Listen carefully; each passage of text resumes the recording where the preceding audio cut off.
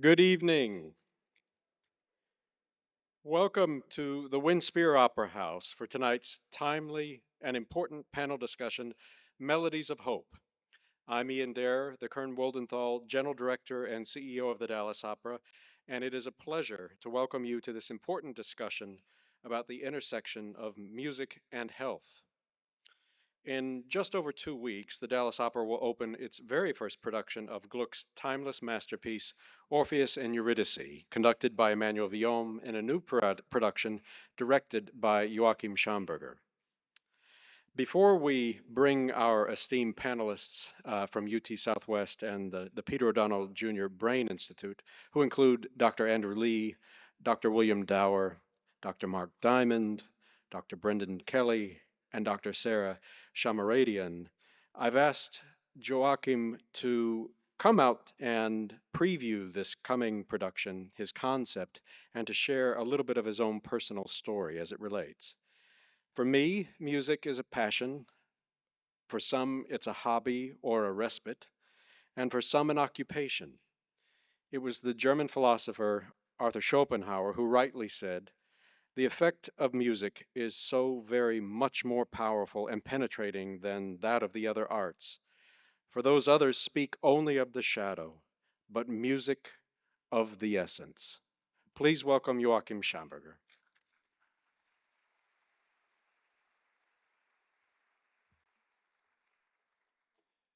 Good evening. It is my pleasure and honor to be here. I will tell you not too long because we're really all looking forward to this exciting panel discussion um, with our scientists and doctors about this very um, effective and very affecting and important topic. I just would like to tell you a little bit from my personal experience and how this whole concept came about. During the last 4 years of his life, my father suffered from increasingly heavy dementia, with my mom being his main caregiver.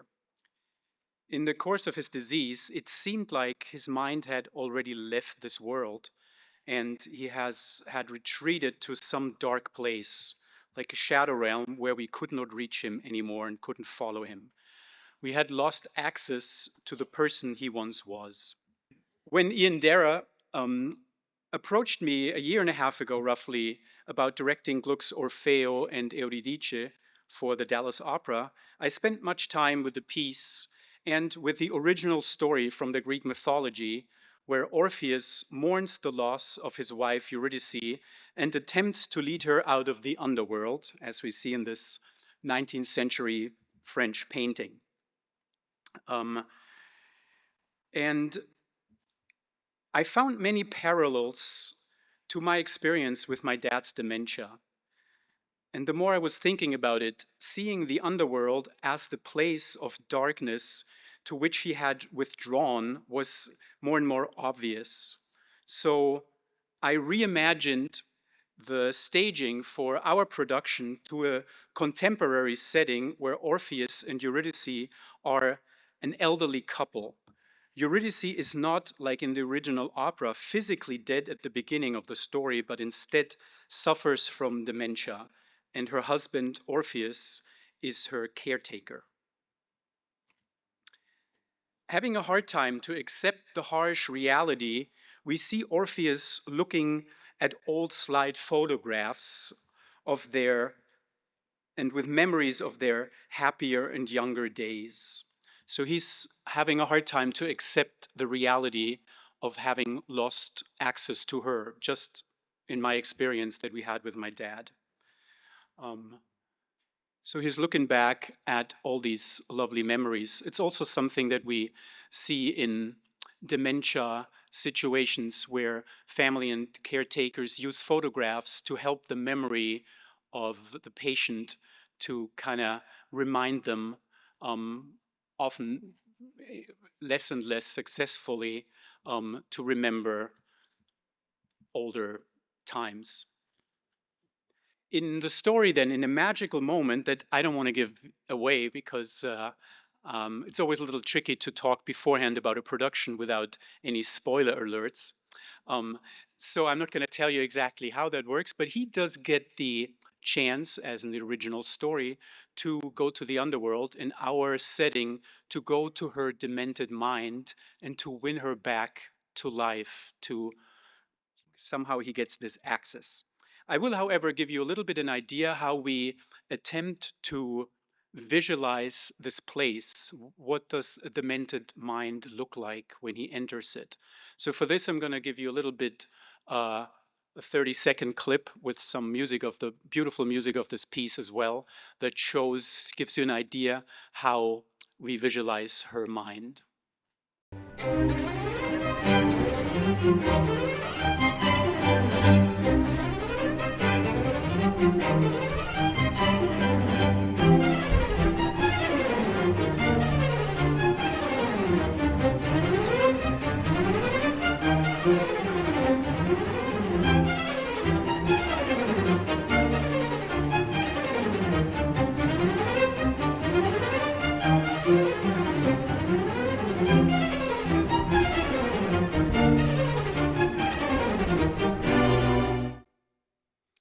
So as you see, we see these same photographs, which, by the way, we have created with our original performers to show their life story, basically. And we see in her mind these memories being shattered in a mix of what looks like brain synapses or nerves that we see in her mind.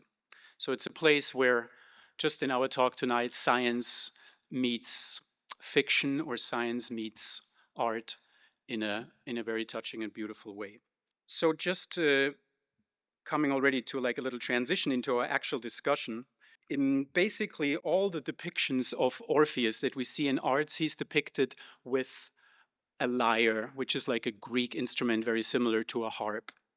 And we also learn in mythology that Orpheus had the rare gift to deeply move everybody who hears him sing, including animals in this picture, in this mosaic around him, or even rocks, even inanimate objects. And also, like, the way how he makes his way into the underworld is really using this power of music. He calms down the gatekeepers of the underworld and makes his way into the underworld, in our version, into her mind, through the power of music.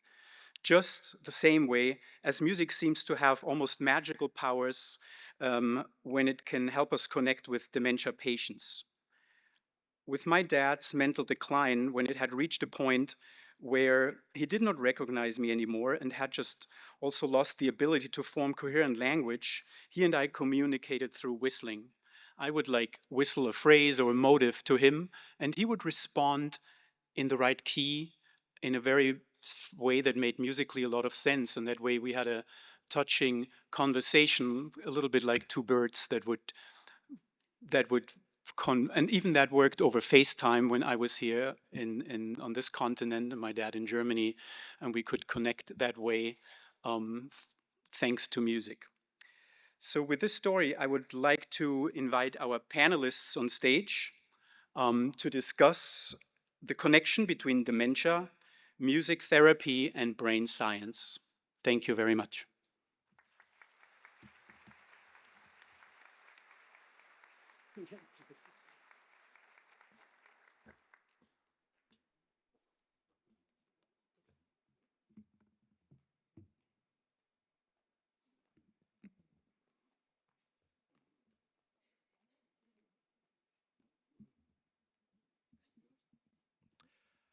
Good evening. My name is Andy Lee, and I serve as the Provost and Dean for UT Southwestern. I'd like to thank Ian Durr and Director Schamberger for this unique opportunity to explore the intricate dance between music and the mind.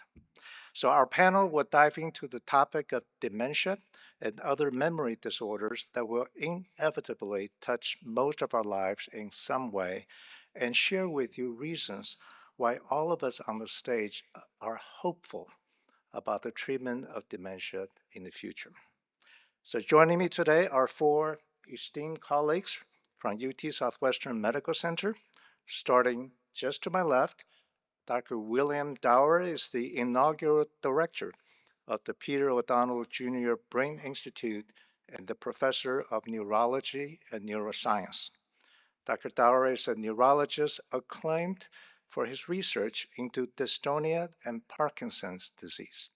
For nearly 2 decades, his innovative research has focused on the molecular basis of dystonia and the mechanism of neurodegeneration in Parkinson's disease. Next to him, Dr. Mark Diamond is the founding director of our Center for Alzheimer's and Neurodegenerative Diseases. The center is a multidisciplinary research program comprised of 9 faculty members who are focused on fundamental disease mechanisms. Its mission is to develop more effective diagnosis and therapy for Alzheimer's and related disorders.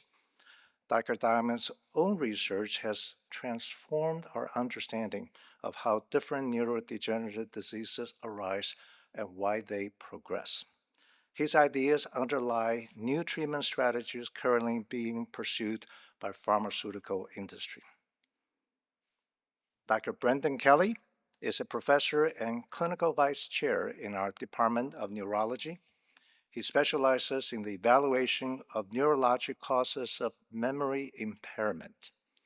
Dr. Kelly's research focuses on bringing new techniques to the clinic to better identify changes in the brain related to Alzheimer's disease and other dementias.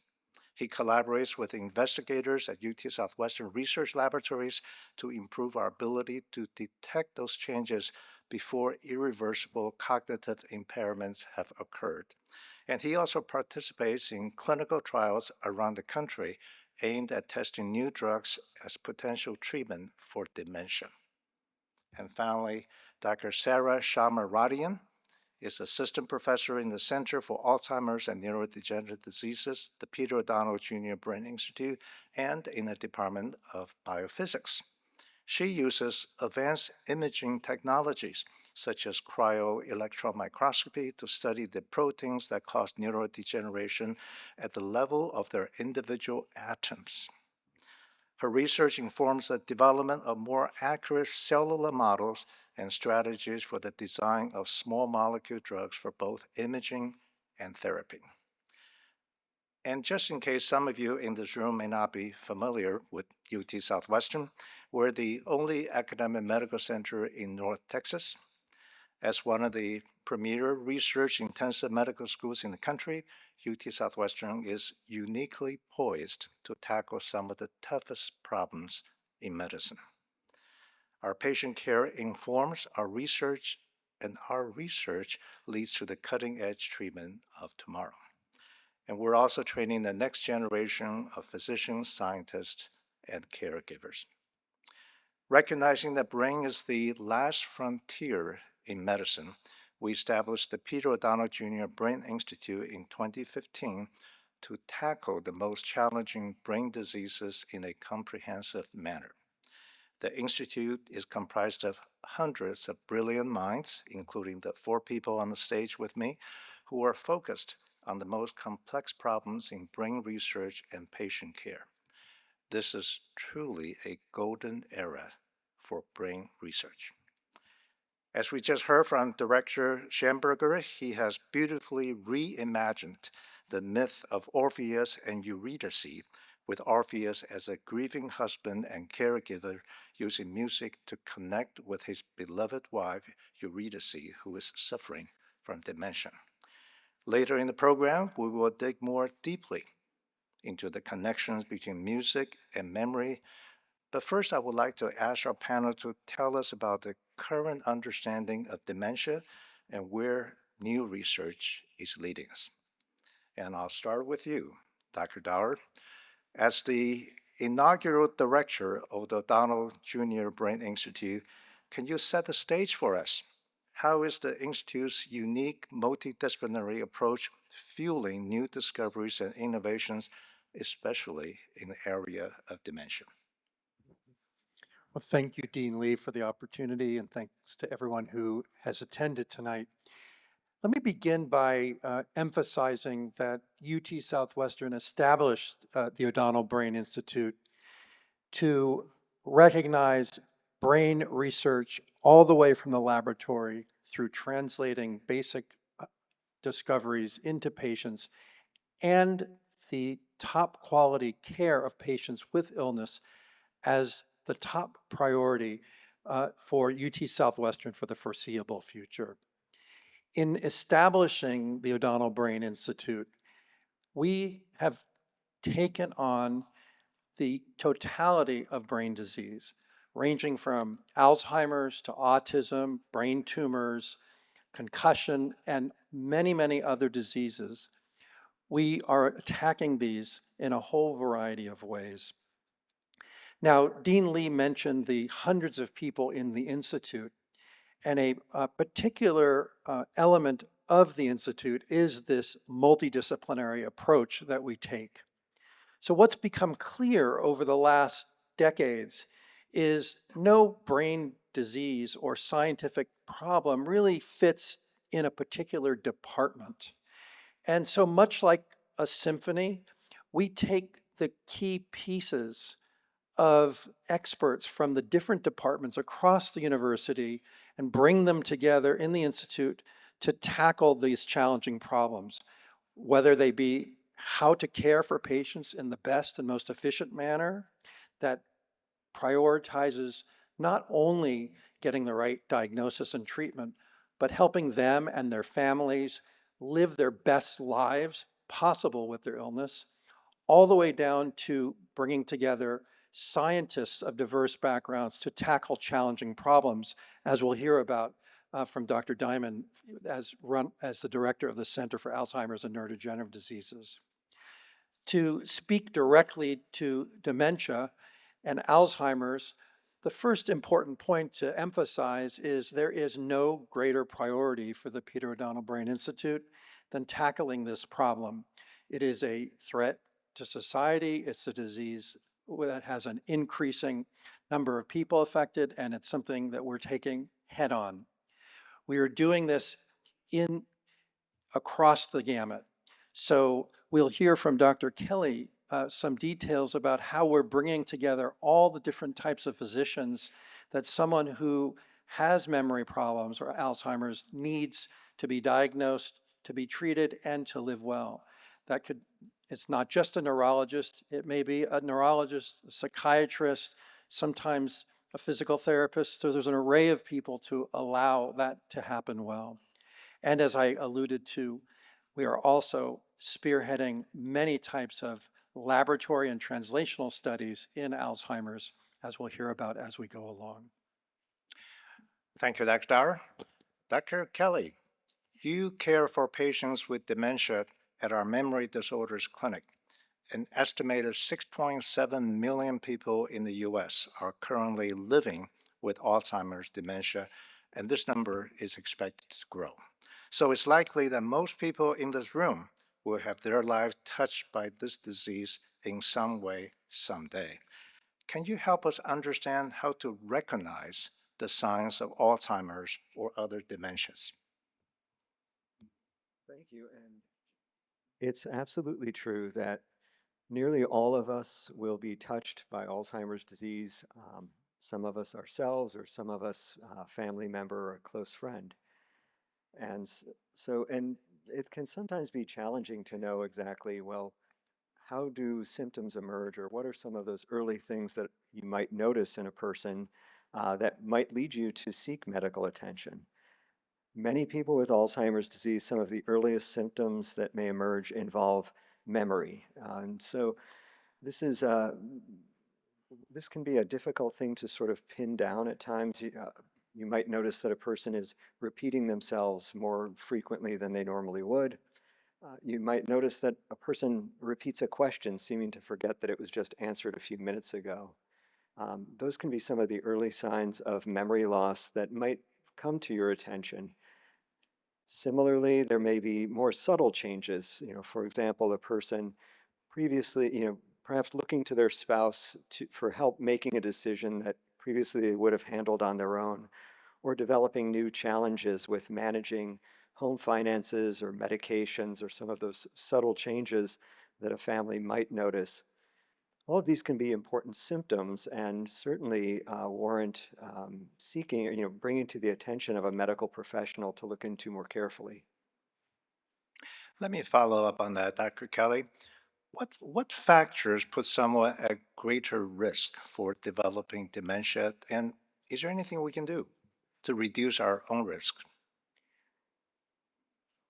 Some common factors that can place a person at an elevated risk of developing dementia are there are some genetic factors. So some people may have a gene that relative to others the same age and gender who do not carry that gene, that genetic factor may place that person at an increased risk of developing cognitive impairment or Alzheimer's disease. There's been a lot of media attention around the relationship between repeated head injuries and possible increased risk of developing Alzheimer's disease later in life. There are some other more common factors, and these, perhaps fall into that category of things that we might be able to do something about. We obviously, current technology doesn't allow us to really change our genes. We can't, unless somebody were to develop a time machine, we can't go back and avoid that repeated head injury. But there are some things that factors relevant to our risk of Alzheimer's disease that we can control. There are numerous studies that have pointed to diet as an important way that we can, an important lifestyle factor that we can have control over that can reduce our risk of developing Alzheimer's disease. Many of those studies point to a Mediterranean style diet as conferring a decreased risk. Regular physical exercise, although we generally might hear about that from our doctors in relation to our heart health, or perhaps we get a slight admonition to lose a little bit of weight. Regular physical exercise has also been demonstrated to reduce our risk of developing Alzheimer's disease later in life. Some of the things, the unglamorous things that our primary care physicians are attending to on a regular basis, such as managing our blood pressure, helping us either to avoid, or if we have developed diabetes, to control our blood sugar. Factors such as managing our cholesterol, all of these seemingly mundane, unglamorous things can actually substantially reduce our risk of developing Alzheimer's disease. And lastly, it's terrific to see everybody here this evening. This type of cognitive activity and social connectedness also has demonstrated an important impact in reducing our risk of developing dementia. You talked about memory. Well, this morning I forgot where I put my keys last night. So how would someone know if they're witnessing normal forgetfulness that comes with aging or something more worrisome? That is an excellent question, and one that we commonly hear in our clinic. As many of us may recognize, and some in our audience may recognize, there are some cognitive changes that occur just in the course of normal aging. A common one that we'll hear about are difficulties with, say, forgetting a person's name. So, I'll give the example that I've heard numerous times. I'll run into somebody, perhaps at church, and I know this person well. We've been in the same congregation for 20 years. I even remember I went to the wedding reception when their son was married, but for the life of me, I can't come up with their name, and they're standing right in front of me. And then 5 minutes later, when it's entirely useless, that name will pop into my mind, and that may induce a little bit of social embarrassment or awkwardness, and that, gee, I should know this person's name, and I can't think of it. Sometimes people may second guess themselves and say, geez, is that the type of forgetfulness that Dr. Kelly was talking about at that presentation that I heard about? What I would reassure that person is that type of memory lapse, or that difficulty with perhaps coming up with a specific word and maybe needing to talk around and find a substitute for that word, those are some of the more common normal cognitive aging symptoms that we will hear about.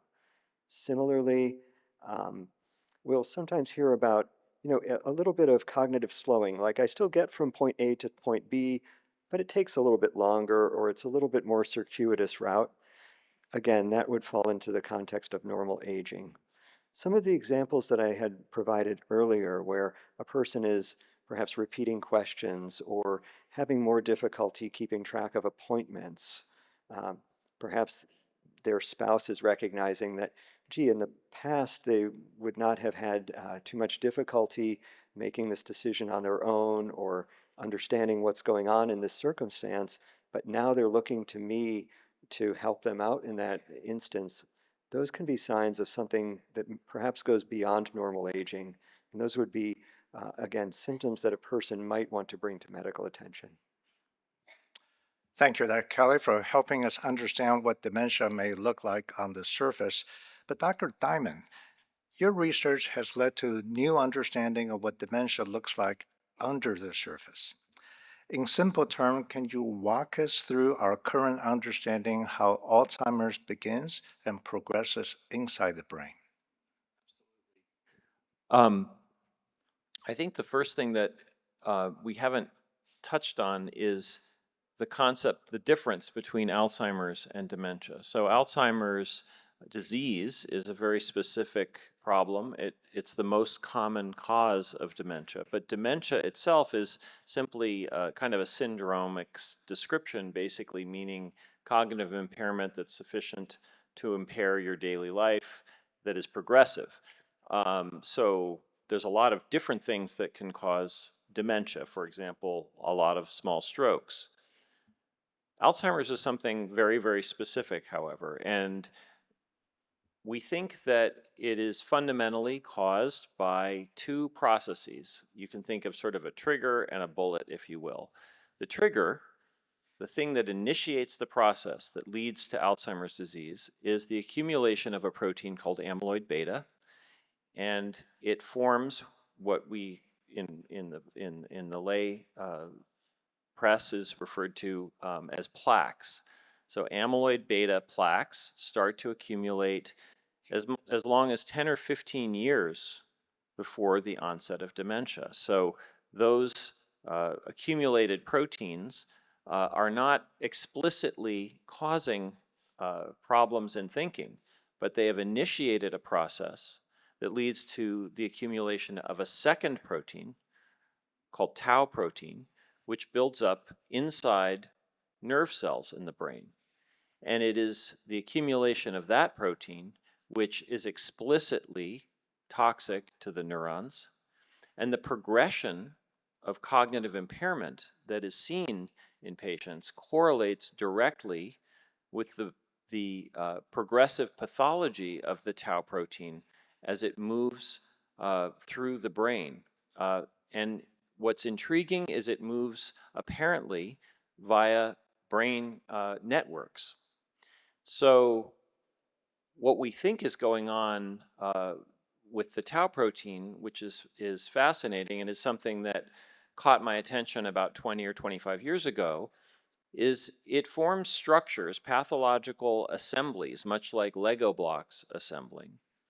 And in Alzheimer's disease, the tau protein accumulates in a very, very specific structure. But those structures are not fixed in place. They are in fact mobile. They can escape one cell and move to a neighboring or connected cell, potentially within a brain network. And once they gain entry into that second cell through specific mechanisms, they serve as a template and they replicate themselves so that they come into contact with the normal form of the tau protein that is recruited, much like a sugar crystal, if you're making rock candy, will recruit sugar molecules out of solution. That happens inside the cells of the brain with an assembly of tau recruiting normal tau. And we think that this process occurs iteratively over years and is the thing that leads to the progression of neurodegenerative diseases.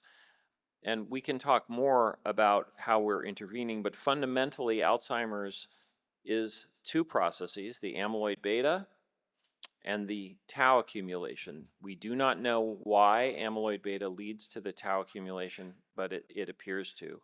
And we'll perhaps come back to this, but one of the reasons that clinical trials have not worked so well has to do that they were focused late in the game on the trigger rather than the bullet. They were focused more on amyloid beta than tau. And we think that's the major reason why, until now, we haven't seen success in treating progressive dementia in Alzheimer's disease. Well, actually, I wanted to follow on that clinical trial you just mentioned because people have been studying Alzheimer's for decades, but clinical progress has been slow, and hopes have been dashed in the past about drug trials despite initial promise. So, why have so many drugs failed in the past, and what gives you hope for the future? So the answer to that is sort of twofold. The first thing is to understand that despite controversy that you might read about, there's pretty much uniform acceptance of the role of amyloid beta in causing Alzheimer's disease. And the human genetic evidence for this is overwhelming. That is to say, there are certain rare cases of people with genetic mutations in the gene that encodes the amyloid beta protein who get a dominant form of Alzheimer's. That is to say, if they have the mutation, 100% of the time they're going to get Alzheimer's. But at the same time, there are people with different mutations in the same gene who are utterly protected from getting Alzheimer's disease. So we know that amyloid beta is, the production of this protein is a key to the disease, and that was determined really in the late 80s and early 90s when the human mutations were discovered, and there was tremendous excitement. And it was possible, for example, to make a mouse model where you could introduce the human mutated amyloid beta gene, and the mice would develop plaques in their brain, and guess what? They had learning deficits. And that led us to think, oh, all we have to do is get rid of amyloid beta. And indeed, there were some very clever ways that were initiated using antibody therapies or vaccine therapies in the mice, and they produced very dramatic effects on the cognitive impairment of the mice. The problem was the mouse model wasn't really a model of human dementia. It was a model of protein accumulation, and the accumulated amyloid beta in the mice caused them to have cognitive impairment, but it wasn't the same reason that humans get cognitive impairment, because the mice didn't get the tau pathology. So there were these kind of false clues that told us we could intervene with amyloid beta and cure dementia. And so studies were started, multiple clinical trials in patients who already had fairly advanced dementia. And the amyloid beta protein was being targeted in these individuals. And guess what? It didn't work, because the reason they had the dementia was not the amyloid beta. At that point in time, it was the accumulated tau protein. And it wasn't until recent years, there have now been 3 agents that were initiated in patients with mild cognitive impairment, so they hadn't yet progressed to a full dementia stage, and they began to see effects on the progression of the disease in patients given these drugs. And that's only been in the last several years, and there's a combination of factors. I think it's the fact that the drugs were given relatively early in the disease, but still in patients with cognitive impairment, and we can talk in a second about what kind of impact we can expect if we give the drugs before any cognitive impairment occurs. And the second thing is they frankly got very good at running clinical trials. And they were able to detect essentially what are very, very small effects in cognitive decline relatively precisely. It's a very noisy variable, as Dr. Kelly can tell us. But I think the combination of those two things, and the early intervention and the improved clinical trial design, really helped a lot. All right, thank you.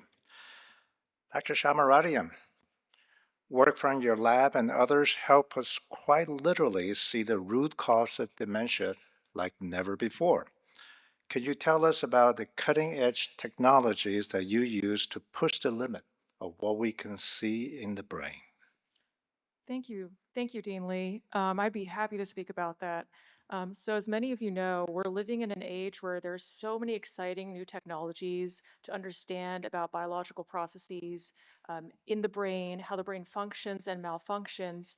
And I'm very happy to be a part of that UT Southwestern, where the technique that our lab uses is within this realm. So this technique is an imaging technique called cryo-electron microscopy. It was awarded the Nobel Prize in 2017, and it's quite important and relevant for neurodegeneration for two, and for biology in general, for two main reasons.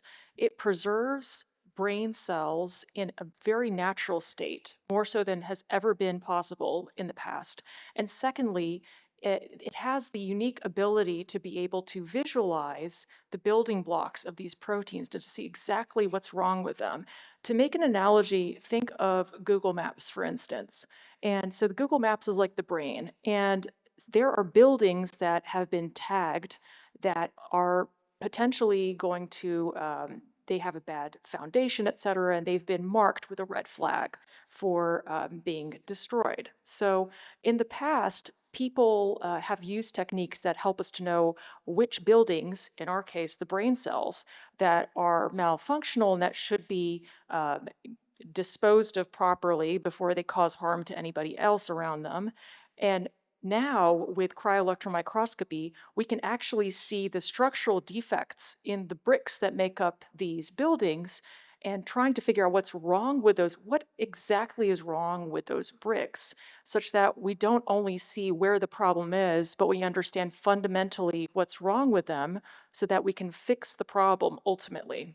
So that's kind of what cryo-electron microscopy can do. From the natural, why is it more natural than what's been done in the past? Because of this new technology that enables freezing the samples in such a way that preserves, it's a cryogenic type of freezing that avoids ice crystals. Why does this matter? I'm sure all of you have gone to the shop and gotten chicken, for example. Now, if you freeze that chicken or any kind of meat and then you defrost it and try to eat it, it doesn't taste the same because the proteins, the individual molecules that make up the structure of the chicken that make it so delicious, those are those are altered, and that's what leads to a different taste. So by us using a different type of freezing technology that freezes it in a glass state, so no ice crystals, we're able to preserve the proteins perfectly. And that's very critical for us then to be able to understand what exactly is wrong with the protein structure that is then ultimately causing the cells, in this case the buildings, if we continue on that analogy, to become, to be dysfunctional and a problem to the rest of the city, which is our brains. So I'm very excited to have this, to be able to use this technology, especially in context of our Center for Alzheimer's and Neurodegeneration within the OBI. We're really part of a very collaborative environment, and I feel like this technique by itself, used individually, is exciting, but it's even more important that it's within the collaboration, being able to collaborate with experts like Mark's lab, Dr. Diamond's lab. He actually is one of the main reasons that I was drawn to come to UT Southwestern, as he's a trailblazer in the field of tauopathies, of which Alzheimer's is under the umbrella. So it was very important for me to be able to use this technology in a context that would ultimately deliver tangible results to people. Thank you. And I'll keep that in mind the next time I have my chicken sandwich. But Dr. Shamaradian, how will this deeper understanding of protein that cause dementia ultimately impact the patient?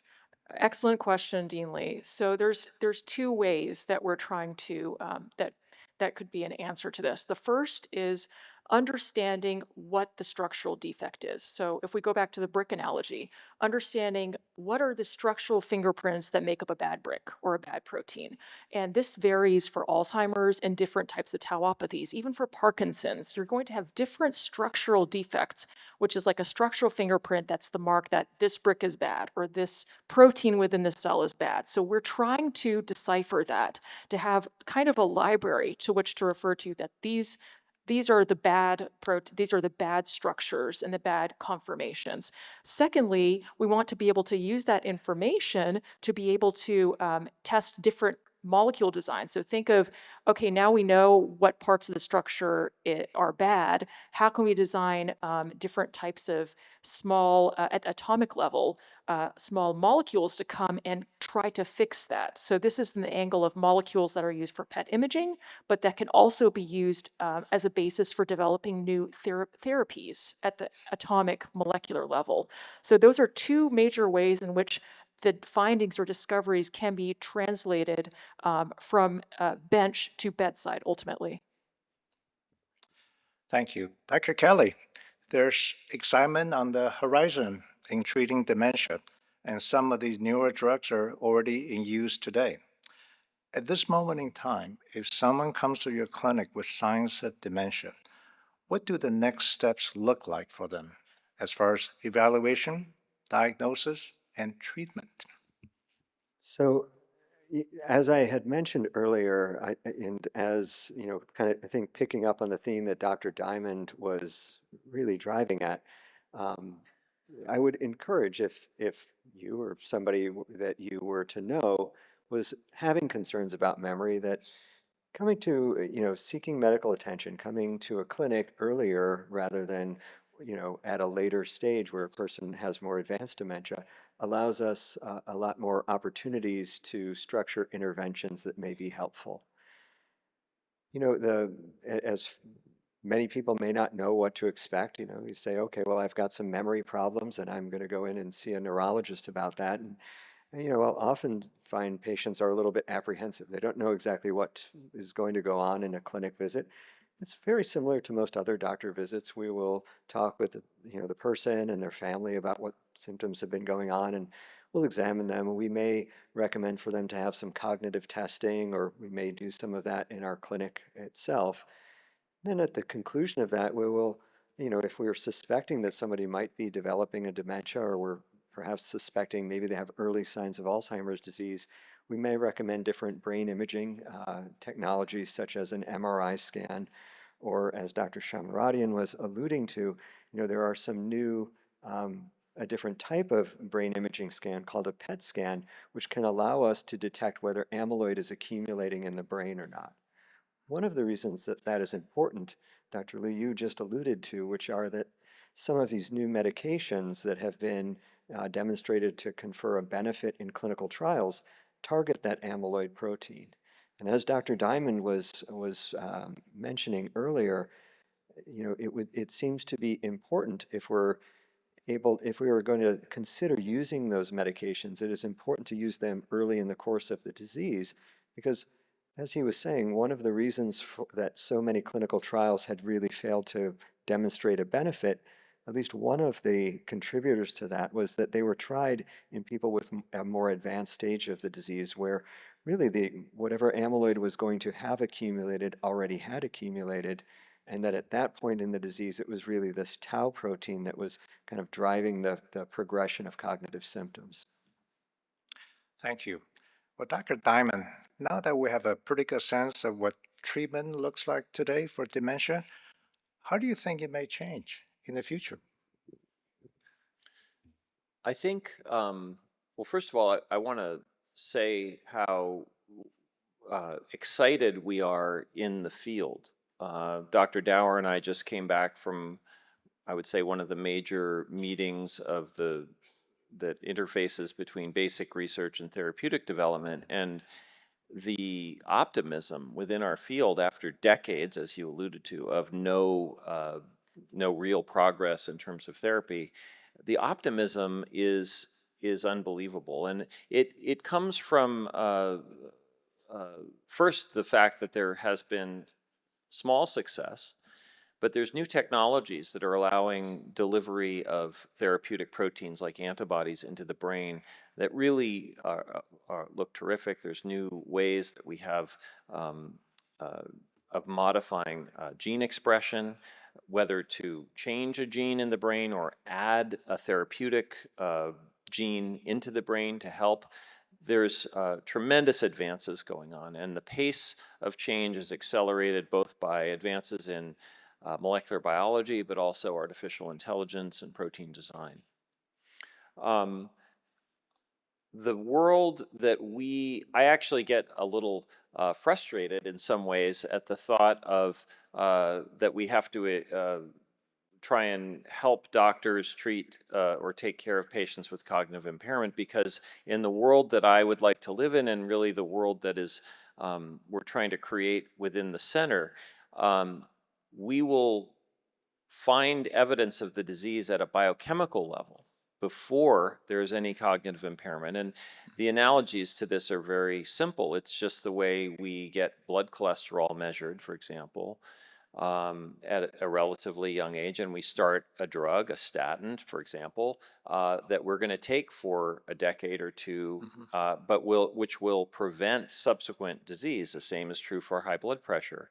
And there's absolutely no reason, given our advancing knowledge about the biochemical abnormalities that underlie Alzheimer's and related disorders, that in the future, you will go to your primary care doctor, you will have blood drawn, a panel of pathological proteins will be searched for in that blood, and if you are scoring positive, you will then be directed for probably further testing, but then interventions that will stop the process before you have cognitive impairment. And this is not a pipe dream. We actually Dr. Kelly and I were just talking before the session about clinical trials that are targeting the amyloid beta protein, but they're doing so in people who are not yet symptomatic. So if those trials show a benefit that exceeds the current benefit of these agents, which we have every reason to hope they will, because in every other disease we know of, it's good to treat it early. Within a few years, we're going to be in a place where you will go to the doctor and blood tests will be done to look for incipient Alzheimer's disease. And if you have those signs, you will be funneled into a path that will offer therapy. Those blood tests already exist. We have the ability to make the prediction who will get Alzheimer's. What we don't have is assurance that the interventions that we would give someone are safe and effective. Those clinical trials are going on right now, and they're going to read out in the next few years. And if they don't work, there are new generations of drugs that are even more effective that we've seen reports of in our meetings. So I think the future is one where the vast majority of the common diseases of neurodegenerative diseases of aging will be detected pre-symptomatically and treated. And we could talk more later about the, why I'm optimistic, but Okay, so what we need is statins for dementia. in a way. So, Dr. Kelly, you're involved in some clinical trials today, and Dr. Diamond just described this bright future. So, tell us about how your trials can help us get to that future. To pick up on the same theme, one of the clinical trials that Dr. Diamond just alluded to, we have people participating in that trial here at UT Southwestern. This is taking people who are cognitively normal, so they do not have any memory or cognitive difficulties. Now, some of them may have a family history of Alzheimer's disease. We are utilizing blood tests, just as Dr. Diamond had discussed, to identify those who appear to be accumulating amyloid in their brain. Now, because it is a clinical research study, we then said, well, we need to really be confident that people who are going to enroll in a clinical research study truly have amyloid accumulating in their brain. So we used that PET scan, that brain scan technology, to demonstrate that they have amyloid accumulated in the brain, and this is at a pre-symptomatic. So these are cognitively normal people, and we're using one of the same medications that we had discussed for those having mild cognitive impairment or very mild symptoms of Alzheimer's disease, to see whether, so again, it is a trial. What we expect to see is that medication should be capable of removing amyloid from the brain. And what we hope to see is that may prevent those people from developing cognitive impairments in the future. Again, this is clinical research. If we knew for a fact that this strategy worked, we would not need to do the trial. And so, but I think that what I'm outlining to you is, and I hope that you appreciate, all of us on the stage have a great optimism for our ability to make substantive advances towards being able to prevent dementia, because I'd agree absolutely with what Dr. Diamond said, which is, that is sort of the future that we envision, if you will. That is our holy grail, is to be able to address Alzheimer's disease as something that we screen for. We have structured interventions that prevent people from developing cognitive impairment, and that ultimately we can prevent dementia in the vast majority of cases, and certainly in the most common neurodegenerative causes for it, such as Alzheimer's disease. I think we can all feel the excitement and hope that you have for the future of these diseases. Dr. Shamaradian, what excites you the most about doing your work at UT Southwestern? Thank you, Dean Lee. That's an excellent question. I'd like to preface that by saying I have done a lot of my training internationally, and I've seen many places that were neuroscience embedded, brain science embedded, et cetera. But this UT Southwestern stood out to me a lot because it is truly one of the very few, dare I say, the only place that I've seen thus far where you have an extremely close collaboration and open dialogue and frequent communication between clinicians and scientists. And I think this is so important because ultimately basic science cannot exist in a bubble. We need to be able to talk with clinicians, formulate new experiments, talk about new ideas to ultimately make the bridge from discovery to patients, something tangible. And that's what excites me the most about being here.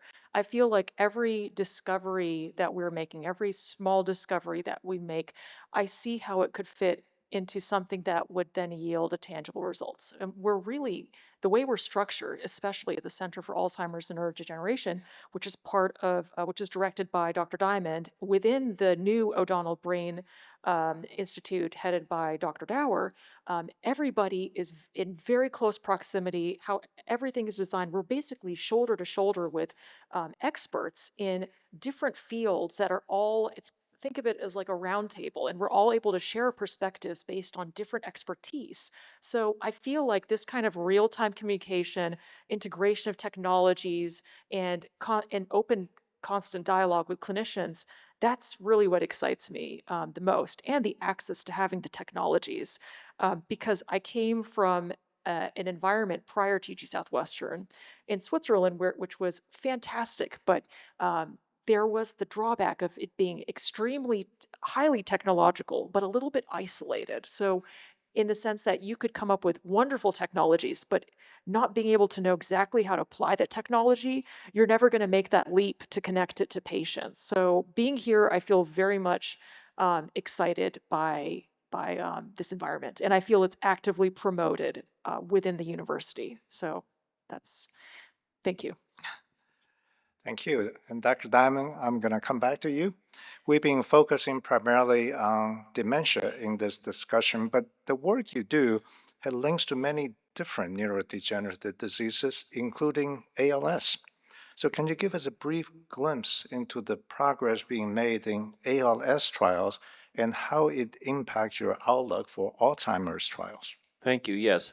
The important thing, I think, first of all, for people to recognize is that as we have learned more about the underlying causes of different neurodegenerative diseases, we see that they kind of overlap with one another. For example, many of us may be familiar with Lou Gehrig's disease, or ALS. It's a progressive degeneration of motor neurons in your brain and your spinal cord, and it leads to death ultimately through respiratory failure.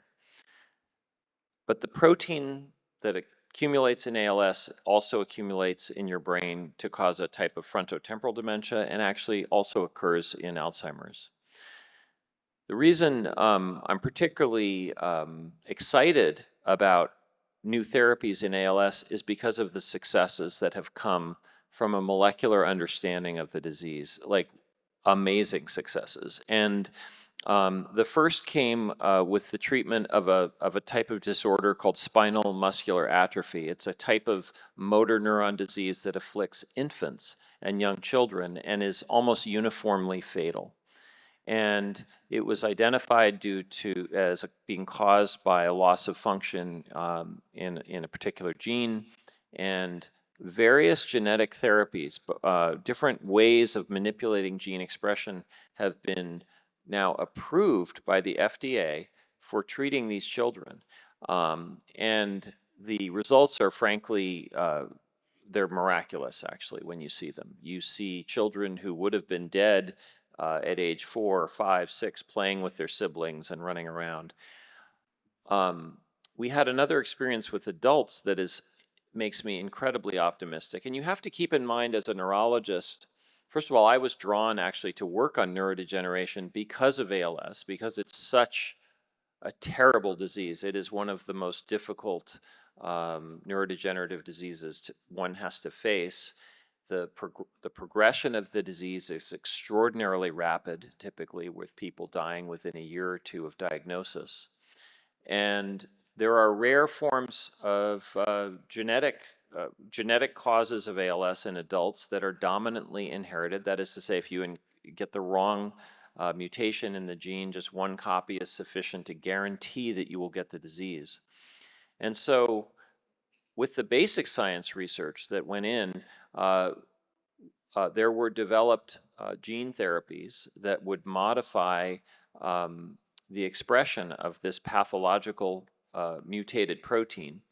And for the first time in decades of history of clinical trials, neurologists across the board, across the country, were reporting when their patients were given this therapy, some of them actually didn't just stop their progression, they actually got better.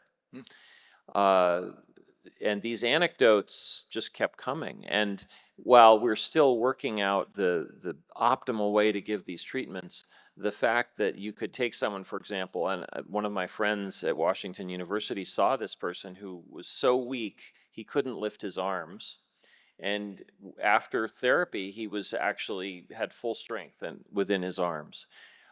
So this is, when you see these results, and especially in a disease as devastating as ALS, it makes one very optimistic that we can make substantial progress in a disease like Alzheimer's, where we have equally sophisticated knowledge of the underlying pathogenesis at this point and can engineer therapies that that really, we already have evidence that they're starting to work, but we can build on that. So this is sort of why our field, I'm hoping to communicate to the group why we're so optimistic after decades of a very difficult road. So on that hopeful note, let's shift the discussion to the topic of music, a love of which unites everyone in this room. So Dr. Dower, I'm going to turn to you. Why does music bring such delight and emotion in us? What is happening in our brains as we listen, and how is music linked to memory? That's a fascinating question, and one, honestly, that we're still grappling with, but let me share some thoughts with you. The connection between the appreciation of music and humans is unique. People as far back as Plato have mentioned music is the medicine of the soul. And why is that? Why do we appreciate music? Why are we unique? What does it do to our brain inside? And how does it relate and help people who are suffering from dementia and related brain illnesses?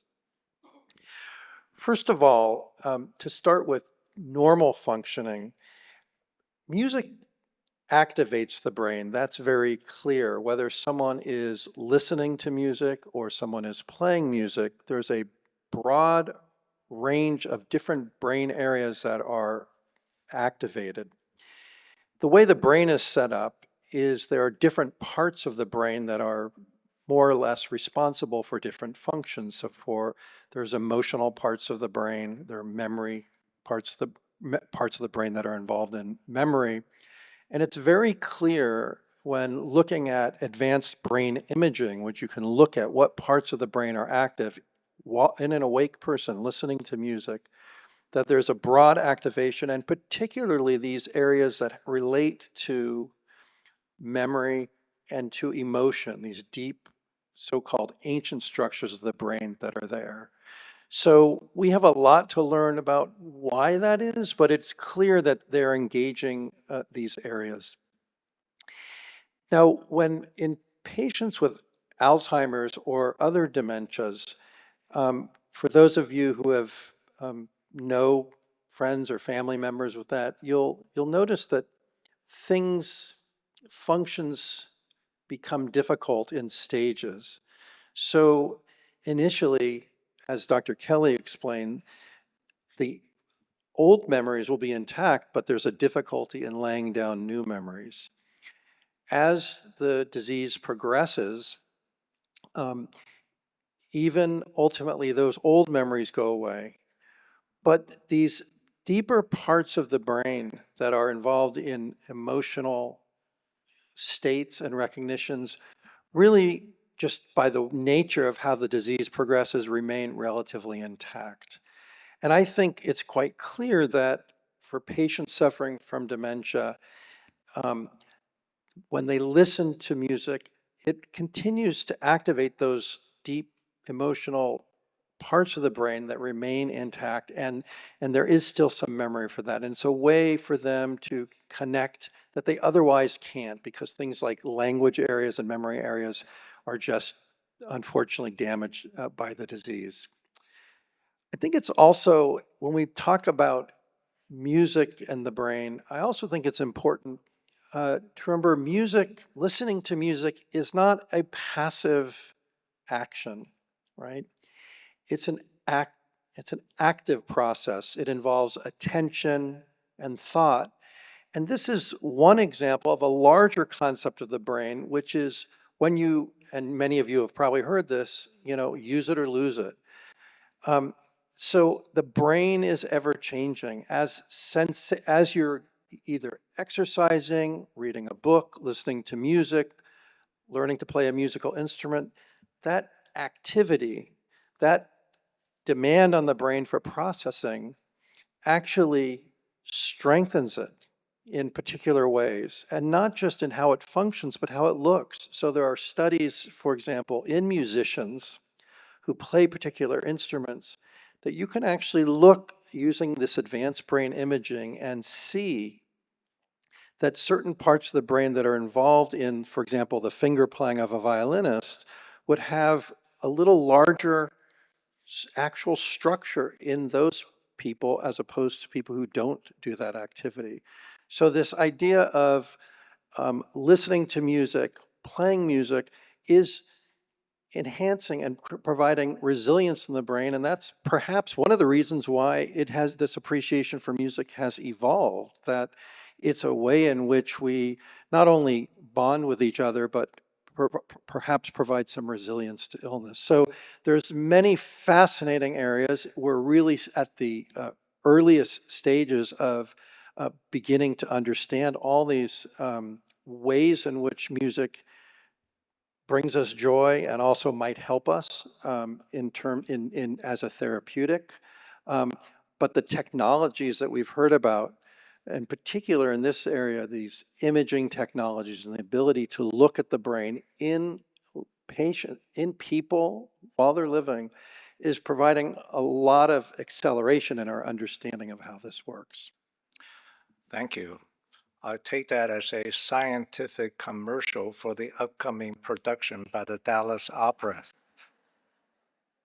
So, Dr. Kelly, you get my last questions. So, in the upcoming production of Dallas Opera in just 2 weeks, music is the only way that Orpheus is able to reach Eurydice while she's experiencing dementia. So, Dr. Kelly, how have you seen music impact your patients with dementia? As Dr. Dower was discussing, there is a strong connection between music and our emotional lives. As any of us who have known someone that perhaps is developing dementia or perhaps even has a more advanced dementia, sometimes there can be emotional outbursts or even behavioral changes that occur as a part of that disease. And I've heard from many families over the years that playing music, perhaps from a time earlier in their lives, perhaps, playing music that person that was important to that person during their courtship period in their lives, or playing music that they shared with their children, can really help to diminish some of the behavioral distress.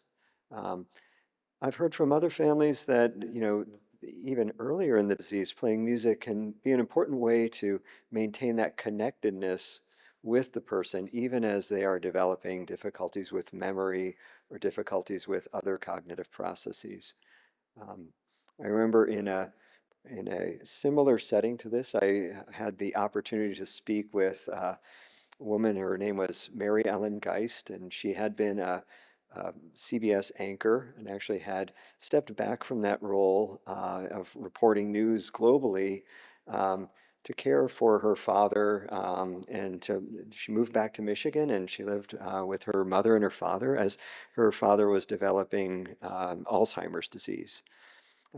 She wrote a book about this experience that was called Measures of the Heart. And as you might gather from the title, music played an important role. It turned out her father, who had been the CEO of a small company, also for over 40 years had been a jazz singer. And he sang with an a cappella group for many, many years. And as her father's dementia advanced, one of the things that Mary recognized was music persisted, and that remained an important way for her to connect with her father.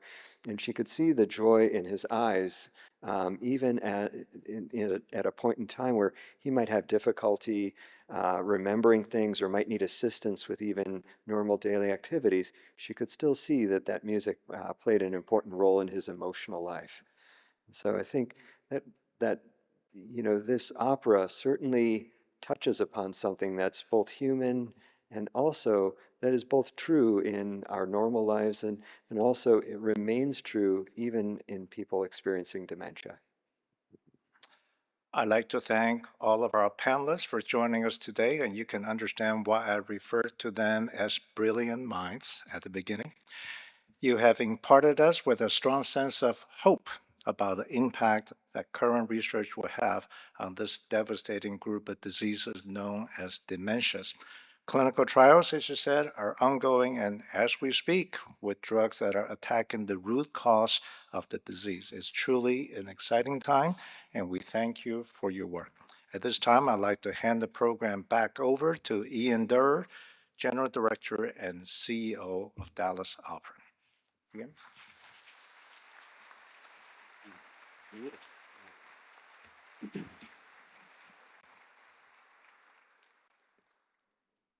In Act 3 of Orpheus and Eurydice, Eurydice is faced with a bit of confusion as her husband has brought her out of her state of oblivion, yet seems to not be willing to look at her or acknowledge her. For that scene, we are welcoming Madison Leonard as Eurydice and Sofia Munoz, a member of our music staff, to hear the aria Che fiero momento. So, Madison, Sofia, if you'll kindly join us.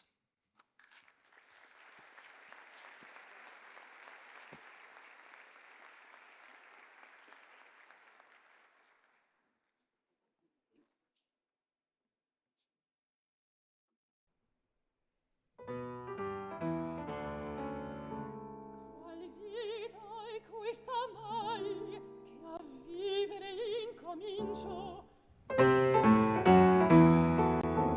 E qual funesto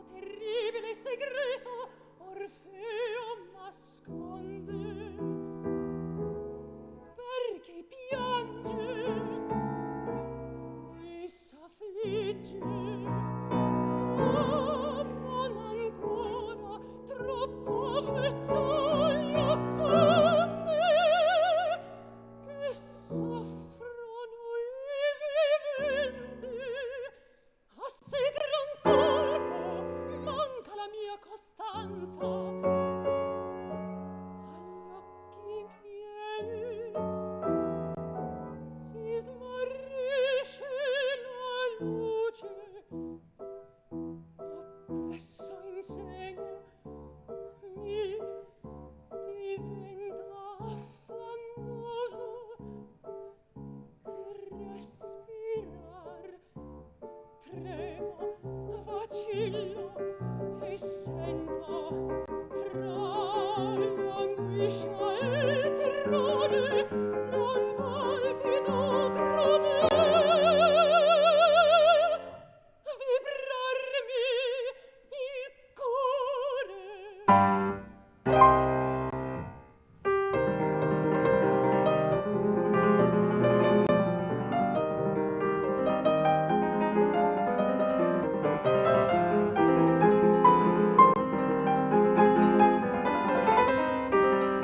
Che fiero momento, che barbara sorte, passar dalla morte a tanto dolor. Che fiero momento, che barbara sorte, passar dalla morte a tanto dolor, passar dalla morte a tanto dolor, a tanto dolor.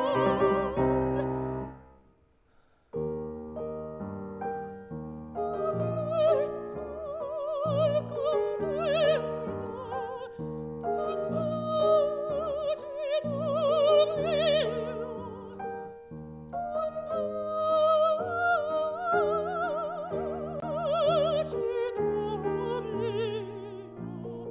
Fra queste tempeste si perde il mio cor, si perde il mio cor.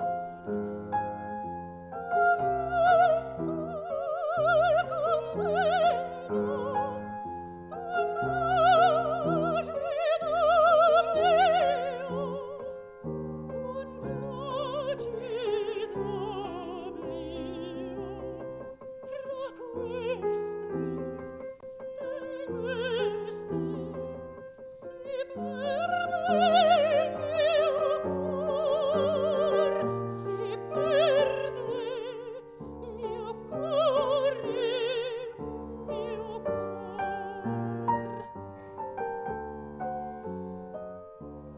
Tremo, vacillo, tremo,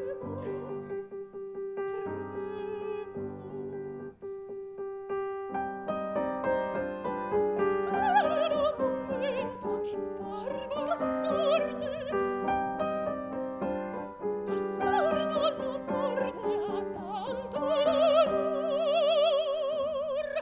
Che fiero momento, che barbara sorte, passar dalla morte a tanto dolor, passar dalla morte a tanto dolor.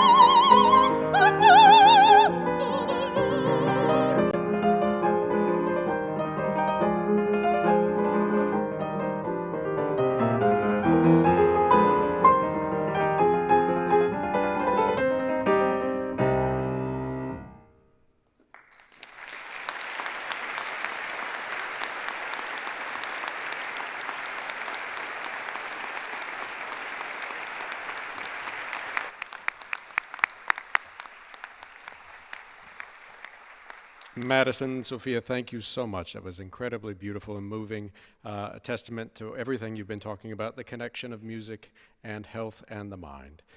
To our esteemed colleagues and guests of our panel discussion here today, thank you for being a part of this important discussion and leading us with hope. We brought the melodies, you brought the hope. It was wonderful. And to Dean Lee, thank you for your incredible partnership with UT Southwestern, the O'Donnell Brain Institute, and also the Dallas Opera. Thank you for making this a part of your evening today. We hope that we have brought you inspiration and great knowledge. Have a good evening.